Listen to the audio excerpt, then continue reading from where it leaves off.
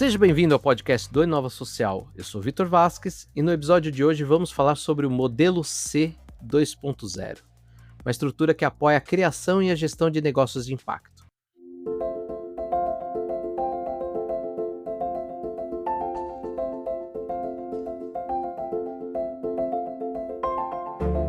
Para essa conversa eu conto com a presença do Antônio Ribeiro, sócio consultor da Amov, e a Elis Alquezar, sócia consultora da Amov também. Sejam bem-vindos. Obrigado, Vitor. Obrigado. Gente, eu gosto de começar o podcast do Inova Social perguntando um pouquinho sobre os convidados. Hoje, excepcionalmente, temos dois. Então eu quero saber um pouquinho quem que é o Antônio, quem que é a Elis, para além dos cargos formais. Conta um pouquinho como que foi a sua trajetória até aqui. Alguns convidados brincam que essa é a pergunta do psicólogo, é a pergunta da sessão terapia, né? Quem que é a Elis? Então, Elis, começando por você. Olá, pessoal. Primeiramente, obrigada pela apresentação, Vitor, e também pelo convite para a gente estar aqui.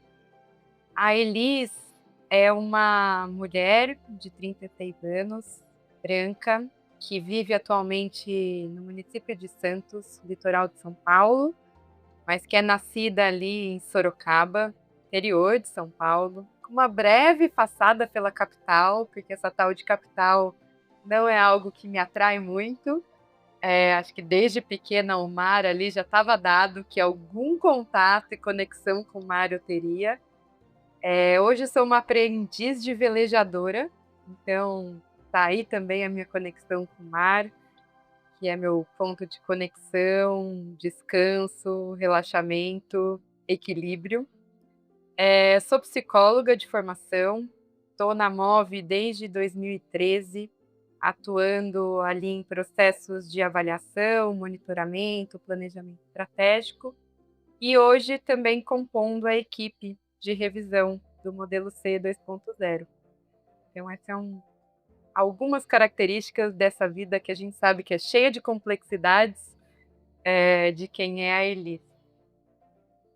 E quem que é o Antônio? Olha, bom, primeiramente também obrigado, viu, pelo convite. Aí um oi aos ouvintes e às ouvintes que estão aqui com a gente. O Antônio, além de sócio e amigo da Elis, felizmente, eu sou um curioso, assim, por várias coisas, Vitor. E dentre elas, acho que toda essa vertente de arte, música, cultura, assim, sempre me pegou, assim como as pessoas, né? Sou interessado, assim, muito grande pelas pessoas. E aí, nesse sentido, por essas vias, estudei música, fiz um monte de coisa com isso, principalmente tocando bateria. E fui buscando caminhos para me aproximar, né, e entender o que era, né, esse interesse pelas pessoas e onde ele estava localizado. Então também fiz faculdade de psicologia, depois fui para psicologia social comunitária e trabalhar em campo, migrando um pouco daí ao longo do tempo para a parte de gestão de projetos e que me levou para a consultoria, né, com interesse também de ter um trabalho que pudesse me dá a oportunidade de conhecer outros territórios, né? Consultoria a gente acaba, né, por atender diferentes clientes em diferentes lugares, conhecendo muitas realidades, inclusive fisicamente, né? Então isso era um motivador, assim. Então estou na consultoria já há um tempo, desde 2009, na Amov desde 2011. Hoje vivo no Porto, em Portugal, sou nascido e criado em São Paulo, mas já morei em Foz do Iguaçu. Enfim, sou um homem branco e sou pai da Cora também. Legal. Pessoal, vamos direto ao ponto desse podcast, que é falar sobre o modelo C, né? Então, o que é o modelo C? Vocês podem explicar de uma maneira mais geral como que funciona, de onde surgiu e acho que principalmente como que foi a construção do modelo. A gente já falou da versão 1.0 no passado e aí depois eu quero, durante a nossa conversa, resgatar esse ponto. Mas eu queria agora um panorama geral um pouco do que é o modelo C. Legal, Vitor. O modelo C é uma ideia, assim, bem provocativa, que surge ali em 2016, na tentativa de a gente atender, né, uma demanda, assim, avançar para uma lacuna que existia, que era essa questão da modelagem de negócios de impacto, né, que por natureza precisam gerar impacto e precisam gerar lucro. E até então viviam ali um certo desafio que era, poxa, como modelar um negócio desse tendo ferramentas, abordagens que até então eram muito separadas. Então era muito tradicional negócios, empreendedores, equipes, enfim, usarem ali Business Model Canvas ou outras ferramentas que olhavam para todo o fluxo de comercial, operacional, né, do negócio, da iniciativa, e teoria de mudança, quadro lógico, outras que ajudassem a pensar um pouco essas intencionalidades de impacto. Nós, na Move, junto com o SenseLab, parceiros, criadores e atuais também, né, do modelo C, assim, fomos provocados também por ICE e Fundação Grupo Boticário na época a pensar em alguma solução. Então, surge daí essa proposta de ter uma abordagem que junte em si elementos, recursos que provoquem essa modelagem integrada que junta esse fluxo de impacto com um fluxo comercial numa mesma ferramenta, com perguntas provocativas, com recursos que evitam, né, aquele vai e vem, aqueles retrabalhos que a gente via muitas vezes no campo na hora dos negócios, empreendedores, equipes, enfim, criarem ou amadurecerem seus negócios. Perfeito.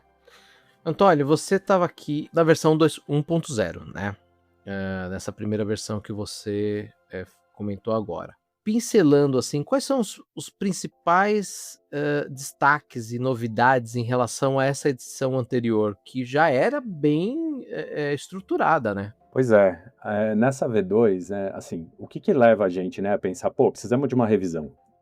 A versão 1.0, ela foi, assim, um sucesso do ponto de vista da aderência, né, e do interesse no campo.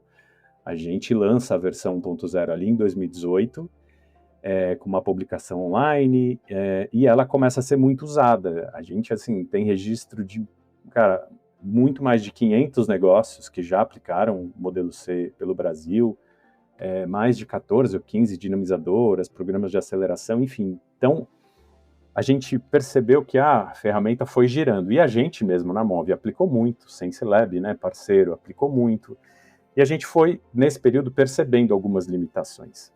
O que então, acontece nessa revisão, né? O que a gente faz de diferente, tem de diferente? Pensando, né, identificando os gaps ali, as lacunas, e talvez, pontos mais prementes ali de revisão. A gente atualiza nessa revisão alguns termos e conceitos, então a gente deixa para trás alguns termos que passamos a não utilizar no campo de gestão de impacto, deixamos de utilizar terminologias em inglês que até a versão 1.0, por falta de ter outros, a gente usava. A gente traz nessa V2 uma nova imagem, né, uma nova arquitetura, aquele frame, né, aquela arquitetura visual, ela está diferente nessa nova versão. Ela traz também, essa nova versão, mais potência, ela dá mais ênfase, né, na integração dessas dimensões de fluxo de impacto e fluxo comercial. A gente também implementa aqui, né, incrementa novas camadas transversais para essa modelagem, então uma focando na integração, outra olhando as questões de risco. Além disso, a gente traz mais recursos de apoio para facilitar essas construções e desdobramentos, então a gente faz indicações de uma ferramenta ali, de um passo a passo para identificar gaps de impacto, a gente sugere algum caminho ali para olhar um plano de monitoramento e avaliação, enfim, entre outras coisas, e também amplia esse olhar para a própria gestão estratégica, né, como uma grande dimensão também importante que a V1 não tinha. Tentando ser sintético aqui, traria esses pontos.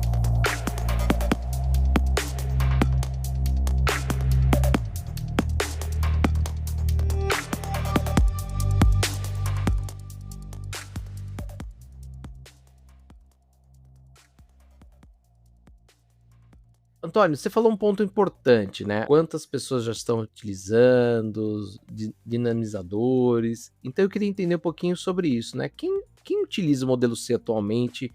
Que cases que vocês podem contar sobre essa utilização? Eu acho que é legal falar um pouquinho de como que isso tem sido utilizado da versão 1.0. Claro que a gente, vale dizer, a versão 2.0 é super recente, né? Então a gente ainda não tem dados, a gente vai falar sobre isso durante nossa conversa. Mas quem que já utilizou essa versão 1.0? Olha, essa versão, ela realmente teve muito uso, assim, e do norte a sul, leste a oeste, né, a gente do Brasil, assim, é uma versão, é um instrumento bastante utilizado, a gente já identificou o uso em programas de aceleração, em programa por investidores de impacto, na própria academia, né, sendo ali um elemento em algumas aulas relacionadas a impacto, responsabilidade social, enfim.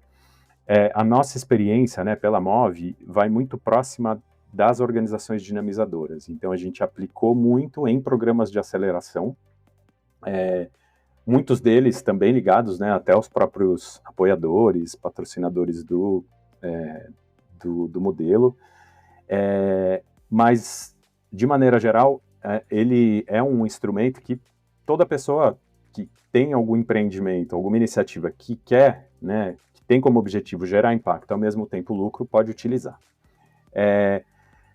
Pensando assim, em todos os casos, né, a gente tem muitas experiências da região amazônica, que a gente acompanhou pelo programa de aceleração da MAS, a gente conhece e teve contato com outras iniciativas que usaram também os programas de aceleração, né, do próprio Instituto Sabin, da Fundação Grupo Boticário, Fundo Vale, o próprio ISEC, são os grandes patrocinadores, apoiadores dessa versão, então já queria dizer aqui, muito obrigado a todos eles.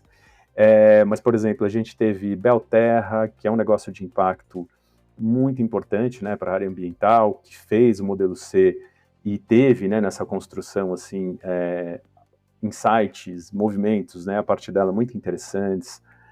MoMA, Manioca, Araucária Mais, a gente, assim, tem muitos nomes aqui para dar, e a ideia é que também esses nomes estejam no site do modelo C, e como relatos de casos que a gente aos poucos vai lançando. A gente quer ter alguns exemplos fictícios, mas também alguns exemplos reais do próprio modelo aplicado, né, a esses negócios.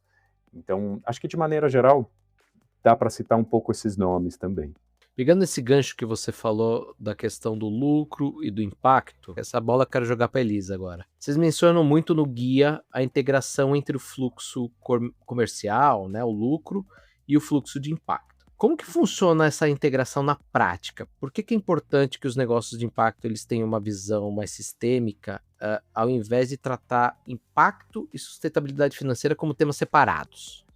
Bom, Vitor, eu acho que essa integração ela está casada diretamente com a origem da abordagem do modelo C, né? Como o Antônio acabou de trazer. A ideia de criação desse modelo foi justamente trazer numa única imagem, a imagem aqui entra como algo concreto, mas que representa uma ideia de se pensar de maneira integrada nessas duas lógicas concomitantemente.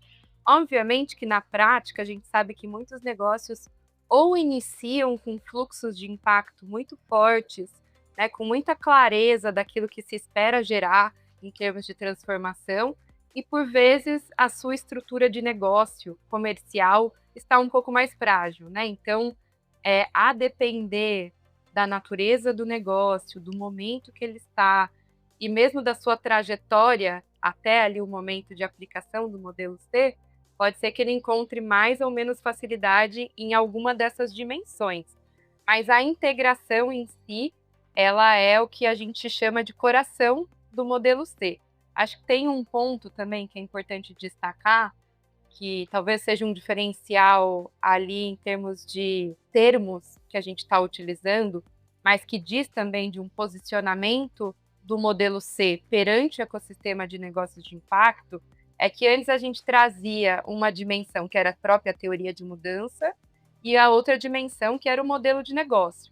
Agora a gente está assumindo essas dimensões com nomes que trazem ali a ideia do fluxo de impacto, então que a gente consiga declarar de maneira encadeada quais são as transformações que aquela iniciativa quer gerar no mundo, e do outro lado o fluxo comercial, não mais o fluxo do negócio, porque a gente entende que um negócio, de maneira geral, tem que pensar nessas duas dimensões. Então, um negócio de impacto em si deve considerar de maneira integrada essas duas dimensões. Então, acho que essas também são pequenas diferenças, mas que foram intencionalmente trazidas para essa versão 2.0, também para reafirmar a importância de se pensar na prática em um modelo, né, que tem essas duas dimensões de forma integrada. No guia, acho que esse é um ponto também, né, que é importante destacar. A gente tem perguntas que orientam, ele é um guia, então a pessoa que queira ali preencher o seu modelo C, né, pensar na sua estrutura de negócio a partir do modelo C, vai encontrar algumas perguntas orientadoras, um caminho a se seguir e também para se pensar e construir o modelo C. Para além das perguntas que estão ali diretamente relacionadas a cada uma dessas dimensões de impacto e comercial, a gente tem algumas perguntas que são transversais, que são justamente perguntas de integração. Então, que trazem provocações sobre o quanto que essa lógica de impacto está, de fato, integrada com esse fluxo comercial, né? Se isso tem coerência, se isso gera algum risco para alguma dessas dimensões, enfim, e também se está encaixando, né? Pensar nessas duas dimensões de maneira de fato integrada. Elis, a gente sabe que o modelo C ele não é só para estruturação, ele é para reestruturação também, né? Existe algum grande desafio de trabalhar esse coração, como você falou, a gente sabe que o lucro e o impacto por muitos anos foram vistos como duas coisas indo para lados opostos. Quando vieram os negócios de impacto, a sociedade olhou e falou assim, peraí, eu consigo ter lucro e consigo gerar impacto? Como que fica quando essas empresas... Acho que a gente falou aqui muito quando o projeto está nascendo, e aí eu acho que é mais fácil a gente nascer já no caminho certo. Mas e quando a gente está no meio do caminho? Como que a gente troca essa roda desse ônibus que está andando? Muito legal essa pergunta, Vitor, porque essa também foi uma pergunta que nós nos fizemos nesse momento de revisão. Será que a gente vai indicar o modelo C para algum estágio específico de maturidade de um negócio? Será que a gente vai dizer que o modelo C funciona apenas para o momento de ideação? Ou ele pode funcionar também para um momento de maior amadurecimento de um negócio que já está rodando, né, na sua lógica? Ao final, o que a gente concluiu ao escutar também diversas partes, né, não só negócios, mas também organizações aceleradoras e pessoas que estão pensando o ecossistema, é que o modelo C ele tem uma versatilidade que pode se encaixar em qualquer momento dentro de uma equipe, de uma liderança, de um empreendedor, uma empreendedora que esteja disposto a repensar aquela iniciativa que está operando, né? Então, acho que no momento da ideação, é quando você projeta muita coisa. Talvez poucas coisas estejam de fato acontecendo, mas é um momento que você projeta aquilo que você espera, né? Que você coloca no papel aquilo que você quer ver alcançado daqui 5, 10 anos. No entanto, negócios que já estão rodando também precisam olhar para a sua trajetória e pensar se aquilo está indo do caminho do que ele projetou lá atrás, né? Não numa perspectiva de validar, checar se está tudo indo conforme foi pensado, mas se diante do que foi vivido, se tem algo que precisa ser ajustado, reestruturado, repactuado internamente. Então, na prática, eu acho que é interessante a gente trazer que o modelo C ele pode sim servir para muitos negócios que já estão operando e que, por hora, percebem que alguma das suas dimensões não estão rolando, né, da maneira que se espera, e colocar isso no papel, refletir sobre as questões que estão ali postas para pensar nos seus rumos futuros. Tem uma coisa interessante, né, que assim, o modelo C, basicamente, ele parte de uma estratégia muito simples, que é ter uma imagem e ter perguntas provocadoras. Então, a grande estratégia do modelo C, como abordagem, está baseada nessas duas, esses dois disparadores, né? Imagem, e aí vocês vão ver, quem baixar o guia vai ver lá a imagem com as dimensões, tudo, e perguntas. Então, né, o visual e as perguntas. E as perguntas, sim, elas ajudam também a fazer esse próprio diagnóstico, né, de como a coisa está rolando, né, como a Elis falou, a gente, ao olhar, né, analisar as perguntas, também consegue perceber para quais a gente tem respostas mais firmes, para quais a gente não tem muita segurança. Então também né, para além da ideação e de uso também num momento mais maduro, tem essa natureza de base quase diagnóstica, né, se assim a gente pode chamar, do modelo.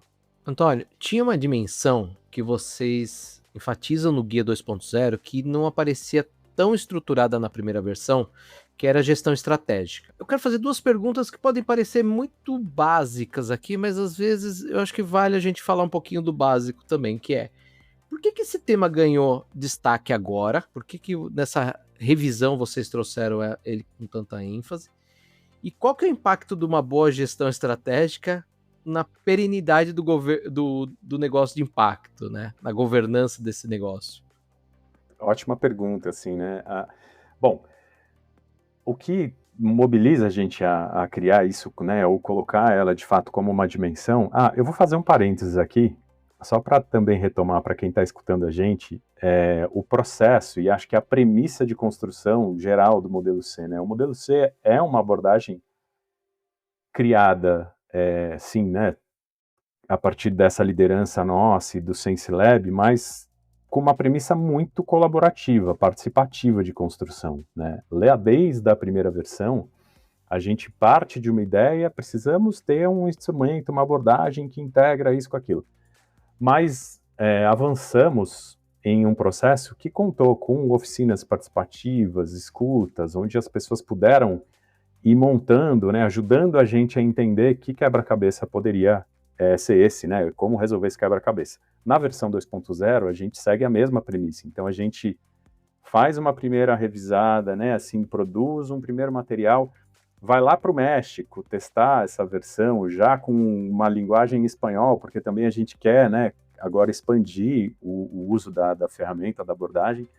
Volta, revisa, testa com um grupo no Brasil, lá em Manaus, no FINSA, depois volta, testa / experimenta, / aprende junto, né, com essas pessoas. E, bom, isso para fechar parênteses, né, para poder dizer agora que a partir de todas essas aplicações e das vivências da versão 1, a gente percebia que algumas coisas ficavam soltas, ficavam sem lugar, né? Uma delas, assim, essa questão de governança, que é super importante para um negócio, ficava sem lugar. E muitas vezes o que a gente via era ótimos modelos Cs, versão do 1.0 ali, mas que não abordavam e não explicitavam como é que a governança estava rolando, quais eram os acordos, quem que participa das decisões, é só um grupo fundador, tem investidor entrando na decisão, enfim, outras perguntas que a gente coloca agora nesse guia 2.0, que não eram vistas, e muitas vezes, poxa, esse negócio com uma super modelagem ali, depois de 6 meses, não funcionava mais, porque a galera, né, o grupo de decisão, o grupo de poder acabava, enfim, ruindo. Da mesma forma, uma ótima construção de narrativa de impacto, mas que com o passar do tempo e falta de monitoramento, falta de olhar para dados e indicadores, nem sequer era revista, nem sequer era alimentada. Então surge também essa ideia do campo ali de acompanhamento de impacto, que é um outro campo dessa grande dimensão de gestão estratégica. E a parte de análise comercial financeira, essa sim já era um pouco mais óbvia, ela aparecia já em geral nas práticas, né, de equipes, lideranças de negócios de impacto, mas que a gente resolve também colocar ali como um lembrete, né, digamos assim, formando essa tríade que compõem ali a gestão estratégica, que é acompanhamento de impacto, acordos de governança e análise comercial financeira, cada qual com as suas perguntas também, enfim. E tinha mais uma coisa que você perguntou que eu esqueci. Por que é importante, é isso? Por que é importante essa gestão estratégica para a perenidade do negócio? Pois é, porque justamente é olhando indicadores de impacto que a gente consegue entender se esse negócio está de fato conseguindo operar direcionado para o que é, né, a principal, o principal propósito, né, que ele deve seguir, né? A gente lembra que para ser considerado um negócio de impacto, ele tem algumas premissas, mas a principal é que o impacto direcione as decisões. Então não adianta só a gente ter um negócio e dizer, poxa, sim, eu vendo um produto, mas olha, na venda desse produto eu, assim, gero algum tipo de resultado positivo para, sei lá, um grupo de mulheres, um grupo de jovens que participam da venda. Mas esse impacto, né, positivo na renda, ele de fato vai direcionar uma decisão? Na hora que eu precisar decidir se eu melhoro o produto, se eu aumento minha margem de lucro, se eu vou expandir, essas pessoas e as questões dessas pessoas vão ser consideradas na minha decisão? Então, é isso, né? E acompanhar esses indicadores mantém o negócio de impacto no eixo, né? Acordos de governança é o que eu falei, né? Então é super importante a gente olhar para essa dimensão, porque se o grupo de governança está batendo cabeça, o negócio não vai durar, né? Vai ter problema também. E os de análise comercial também, sem dúvida, né? Para além de tudo isso que eu falei até aqui, se ele não estiver dando lucro, faturando com uma margem, né, interessante, que sustente a operação, também o negócio é ruim. Então, por isso que a gente entendeu que essas 3 camadas ali da gestão estratégica deveriam estar nessa versão 2.0. Você falou uma frase que eu achei muito interessante, que é o impacto precisa direcionar as decisões. Eu vou fazer a pergunta aqui de $1 milhão, que é a grande discussão quando a gente fala de impacto, tudo gira em torno de mensuração. Parece que a gente, depois de tantos e tantos anos falando de impacto, talvez esse seja um dos pontos onde a gente ainda mais bate cabeça, né? E no guia, vocês destacam também a relevância de monitoramento e avaliação, né? Para fazer essa mensuração. Essa pergunta é para os dois, tá? Eu queria escutar um pouquinho dos dois, tanto a Elis quanto o Antônio. Como que os negócios podem estruturar essa parte de monitoramento de resultados, né? E como que ela pode mensurar o impacto? Tem alguma sugestão de indicadores, ferramentas, o que funciona melhor?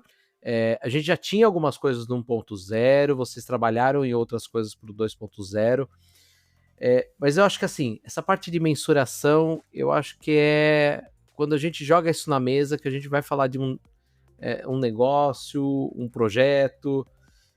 Eu acho que é a grande discussão. Como que vocês trazem isso para o modelo 2.0 e como que a gente pode mensurar o impacto, então?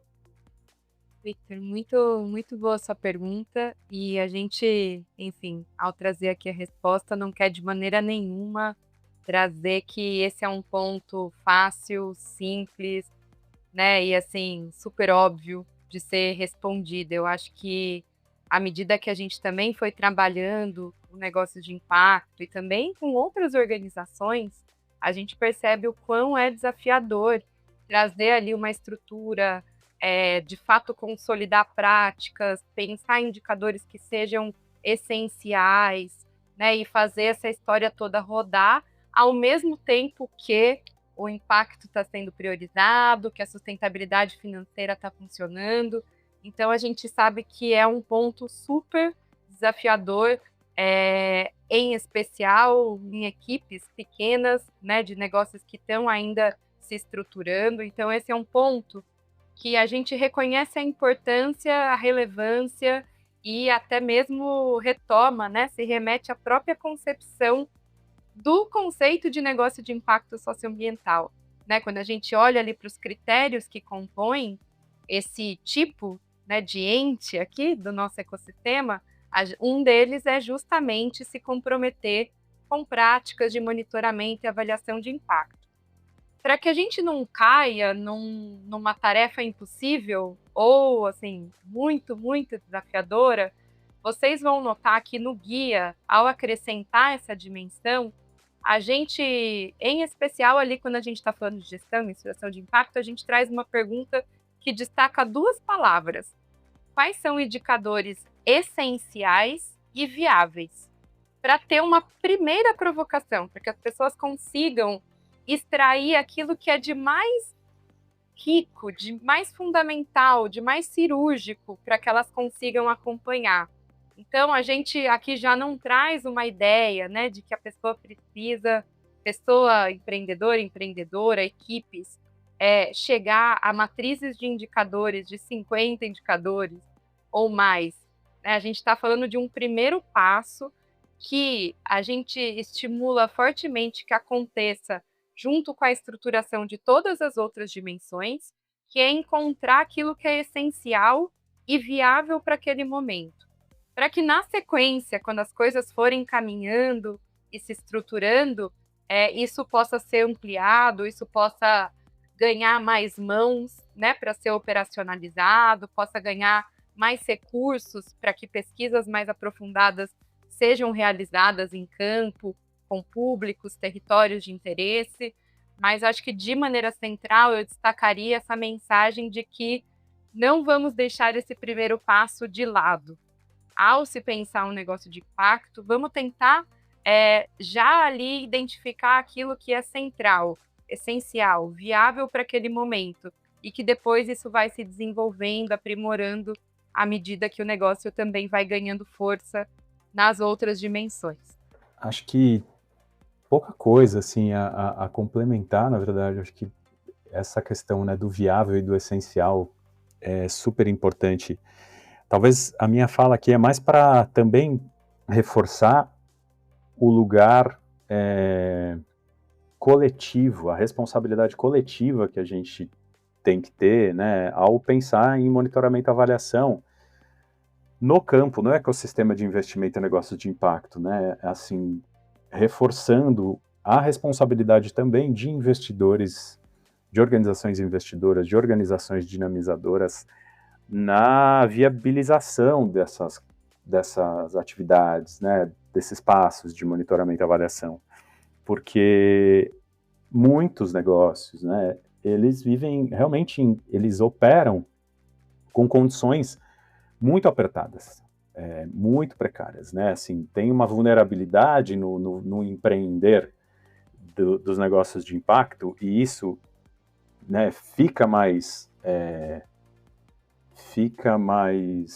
difícil e mais visível ainda quando a gente entra em recortes, né, de empreendedores periféricos, empreendedoras periféricas, quando a gente entra nesses recortes, né, do empreender barra gênero, barra classe, barra raça, né, cor, a gente percebe muito isso. Então, também é preciso olhar, né, para isso coletivamente. Então, realmente, tem havido cada vez mais, né, essa corresponsabilização de investidores, de dinamizadoras, também abraçando essa pauta de avaliação, rodando avaliações de indicadores importantes para esses negócios, né, enfim, acho que destacaria esse ponto só, importante também. A Elis falou um negócio interessante, a gente ter 50 indicadores, aquela loucura, às vezes a gente olha para aquilo lá e não faz sentido isso para mim, né? Que nem o Antônio falou, muitas organizações às vezes não sabe nem por onde começar, olha para aqueles 50 indicadores e fala assim, ok, o que eu faço com tudo isso, né? Então, eu acho que é muito inteligente isso quando vocês falam que o modelo C, no final do dia, ele precisa fazer sentido para o seu negócio, né? Para você poder conversar com o investidor, para você poder estruturar o seu projeto, enfim. Então, eu acho que isso é uma coisa que eu particularmente, isso é uma opinião do Vitor, tá? No final do dia, às vezes a gente tem que simplificar algumas coisas. O que vocês fizeram do trabalho de termos, né, tirar os termos em inglês, também é uma coisa muito importante. Porque às vezes a gente olha, né? A gente falava aqui antes da gente começar a nossa conversa, a gente tinha termos no setor de impacto durante, vou pegar os últimos 10 anos, que eles foram mudando, e falavam as mesmas coisas. Então, quando a gente olha para essa mensuração de uma forma mais, vamos dizer assim, inteligente, mais centrada, mais organizada, eu acho que faz muito mais sentido a gente ter um modelo C sendo aplicado num projeto do que a gente sair na loucura dos 50 índices e por onde que eu vou mensurar isso tudo, né? Sim, com certeza. Acho que esse olhar, né, essa sensibilidade para também tentar propor o que é possível, né, é super importante. E nessa V2, a gente tentando também, né, dar conta disso, propõe inclusive um certo caminho, né, diferente. Então, se você é alguém de uma organização que está com menos tempo, tem menos proximidade com os termos, de alguma maneira está mais recente, né, no campo de investimento e negócio de impacto, olha, entra por aqui. Basicamente é entrando pelas dimensões chaves e perguntas ali essenciais. Se você está com mais tempo, já tem mais familiaridade, seu negócio está numa outra maturidade, mergulhe um pouco mais, entra aqui nas perguntas adicionais. Então, elas estão lá marcadinhas também para tentar dar um pouquinho mais de conta disso, né?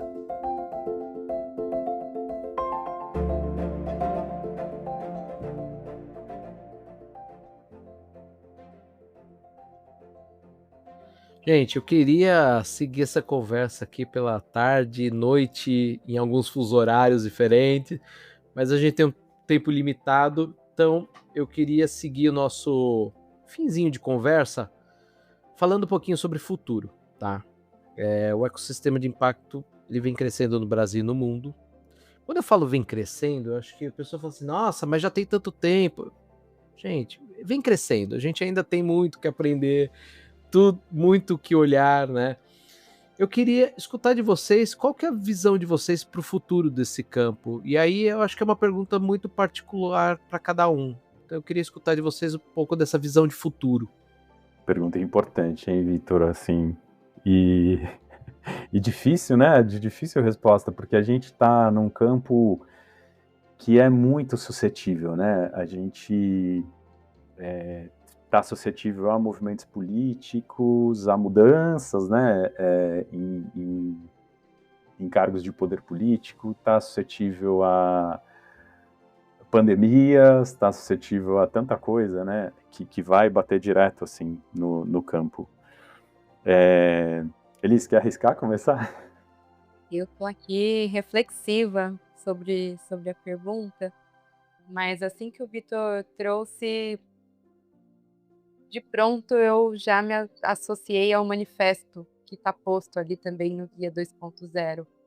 Né? Eu acho que a gente já consegue ter uma análise muito crítica dos movimentos que a gente viveu e vive até então, lógicas que são muito segmentadas, atuações que são muito, por vezes, pontuais e que esperam impactos muito rápidos. E eu acho que já tivemos tempo suficiente para aprender muitas coisas.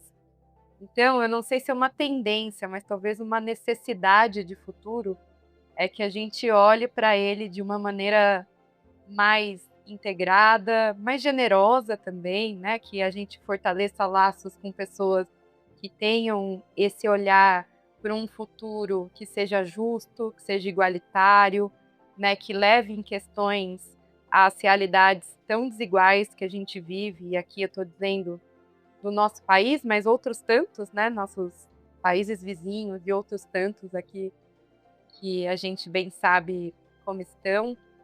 Então, acho que eu não sei dizer se é uma tendência, Vitor, mas eu acho que uma necessidade é que a gente consiga, enquanto ecossistema, olhar de maneira cada vez mais integrada, sistêmica, e entender que a gente precisa atuar numa lógica de impacto coletivo, que as iniciativas precisam se complementar, precisam conversar, precisam convergir, né, para uma transformação que, enfim, a gente sabe que é tão necessário.